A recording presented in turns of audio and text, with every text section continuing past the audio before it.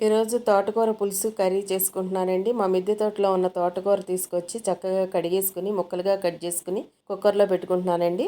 ఒక ఉల్లిపాయని సన్నగా కట్ చేసి వేసుకుంటున్నానండి. 4-5 పచ్చిమిరపకాయలు సన్నగా కట్ చేసి వేసుకుంటున్నాను.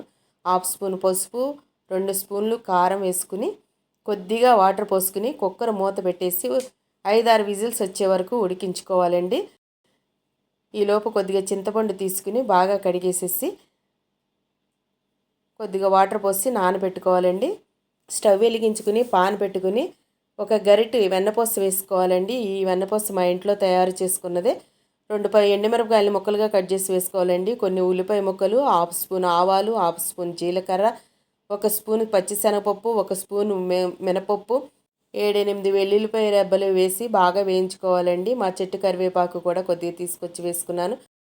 కొద్దిగా ఇంగువ కూడా వేసుకుని బాగా కలుపుకోవాలండి. వేగిన తర్వాత ఉడికించుకుని తోటకూర వేసేసుకోవాలి. 1 స్పూన్ గల్లుప్పు వేసి చింతపండు పులుసు వేసేసి మూత పెట్టేసుకుని 5-6 నిమిషాలు హై ఫ్లేమ్లో ఉడికించుకోవాలండి. తోటకూర పులుసు కూర రెడీ అయిపోయిందండి. వేడి వేడి అన్నంలో ఈ కూర సర్వ్ చేసుకుందామండి. తోటకూర పులుసుని నూనెతో కాకుండా వెన్నపూసతో తాలింపు పెట్టుకుంటే చాలా టేస్ట్గా ఉంటుందండి. ఈ తోటకూర పులుసు నేను ఎప్పుడూ కూడా వెన్నపూసతోటే తాలింపు పెట్టుకుంటానండి. ఇలా ఒకసారి ట్రై చేసి ఎలా వచ్చిందో కామెంట్ చేయండి.